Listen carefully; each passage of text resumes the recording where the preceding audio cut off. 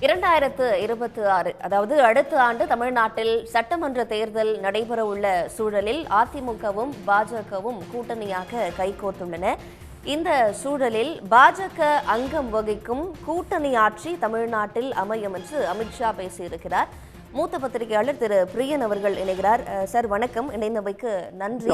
பாஜக அங்கம் வகிக்கும் கூட்டணி ஆட்சி அப்படின்னு அமித்ஷா பேசியிருக்கிறார். இந்த நேரத்தில் இவ்வாறாக பேச வேண்டியதன் அவசியமா நீங்க என்ன பார்க்கிறீங்க? தொடர்ந்து வலியுறுத்துற ஒரு கருத்தாக தான் பார்க்குறோம். முதல்ல பழனிசாமி அவர்கள் அமித்ஷாவை பார்த்தபோது பேசும்போதே அவர் என்டிஏ கூட்டணி ஆட்சின்னா அவர் ட்வீட் போட்டார். அவர் அதுக்கப்புறம் தொடர்ந்து பார்த்தீங்கன்னா அவர் பழனிசாமியோட சென்னையில் பிரஸ்தானத்தில் இருக்கும்போது கூட கூட்டணி ஆட்சின்னு தான் சொன்னார். அதுக்கப்புறம் தொடர்ந்து பார்த்தீங்கன்னா உள்ளூரில் இருக்கிற தமிழ்நாட்டில் இருக்கிற பாஜகவினர் பாஜக கூட்டணியில் பங்கு பெறும் கூட்டணி ஆட்சி அமைக்கும்னு சொன்னாங்க. பாஜக அபிஷியலாக பிரஸ் ரிலீஸ் சொல்லி கொடுத்தாங்க. அதுலேயும் பார்த்தீங்கன்னா தேர்தலுக்கு அப்புறம் கூட்டணி கட்சிகளோடு சேர்ந்து நாங்கள் இலாக்காக்களை முடிவு பண்ணுவோம்னு சொன்னாங்க. இதுக்கு நடுவில் அண்ணாமலை போன்றவர்கள் பாஜக ஆட்சியிலே சொன்னாங்க. அந்த நயனார் பாஜக தலைமையில் ஆட்சினாங்க. இன்னொருத்தர் சொன்னாங்க பழனிசாமி தான் முதல்வர், மற்றபடி கூட்டணி ஆட்சினாங்க. ரெண்டு பேருக்கு நடுவில் இந்த மாதிரி ஒரு தடுமாற்றங்கள், அந்த தடைகள், பிரச்சனைகள்னு கூட்டணி அமைஞ்சிலேருந்து பார்த்தீங்கன்னா இது போயிட்டே தான் இருக்கு. இது பாஜக தரப்பிலிருந்து சொல்லப்படுற விஷயம். இதை கிளாரிஃபை பண்ணுறதுக்கான ஒரு தைரியம் கூட அஇஅதிமுக இல்லை. நாங்கள் எந்த விதமான கூட்டணி ஆட்சிக்கும் நாங்கள் தயாராக இல்லை, கூட்டணி ஆட்சியில் அதிகாரத்தில் பங்கு கொடுக்கறதுக்கு நாங்கள் ரெடியாக இல்லை அப்படின்னு இபிஎஸ் வாயால சொல்றதுக்கான அந்த ஒரு முனைப்பு அவங்க கிட்ட இல்ல. அதுக்கான காரணம் நிச்சயமா அதிமுக தொண்டர்கள் யோசிக்கிறாங்க. என்ன நம்ம தலைமை இவ்வளவு பலவீனமா இருக்கு, இதுக்கு ஸ்ட்ராங்கா பதில் கொடுக்க வேண்டாமா அப்படின்னு பார்க்கும்போது இதை விட இன்னும் பாத்தீங்கன்னா இந்து முன்னணி மாநாட்டில் அண்ணாவை அவமதிச்ச ஒரு விஷயம், இதையும் தாங்கி இந்த கட்சி பாஜகவோட கூட்டணியில் இருக்கணுமான்ற ஒரு கேள்வியும் அதிமுக தொண்டர்கள் மத்தியில் எழுதுது.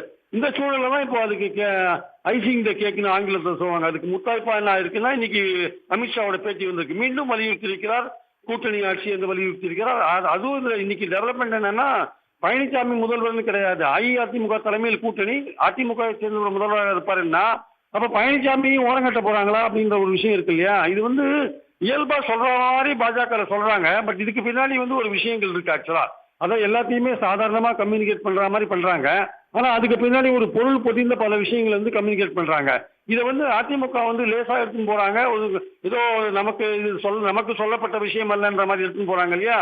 இது இந்த கூட்டணியில இருக்கிற பெரிய ஒரு முரண்பாடுகளை தெரிவிக்கிற ஒரு விஷயமா நம்ம பாக்குறோம். நம்ம இன்னும் 7-8 மாசம் இந்த கூட்டணி எப்படி ஒரு பயணத்தை மேற்கொள்ள போவது என்பது நிச்சயமாக ஒரு ஆச்சரியம் கொடுக்கக்கூடிய ஒரு விஷயமா இருக்குன்றதை நான் பாக்குறேன்.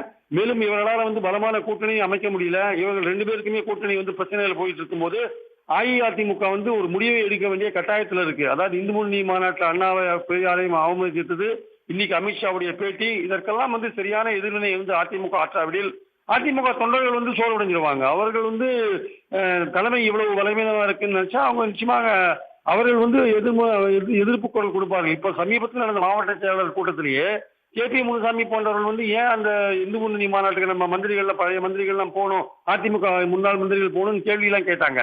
இந்த மாதிரி சூழல் இருக்கும்போது அதிமுகவிலேயே உள்ள எடப்பாடிக்கு எதிரான ஒரு குரல்கள் வலுக்க தொடங்கி இருக்கின்றன என்பது என் கருத்து. தொடர்ந்து எடப்பாடி மௌனம் காப்பாரு, ஆனால் நிச்சயமாக அதிமுகவில் இந்த பிரச்சனை பூதாகாரமாக வெடிக்கும் என்பதில் எந்த சந்தேகமும் கிடையாது. பாஜகவுக்கு மறுப்பு தெரிவிப்பதில் இபிஎஸோட குரல் ஓங்கி ஒலிக்காதுதான் இவ்வளவு தூரம் செல்வதற்கான காரணம் அப்படின்னு சொல்றீங்க. கருத்து பகிர்வுக்கு நன்றி பிரியன். தேங்க்யூ. உடனுக்குடன் செய்திகளை தெரிந்து கொள்ள சன் நியூஸ் பெல் ஐகானை கிளிக் பண்ணுங்க.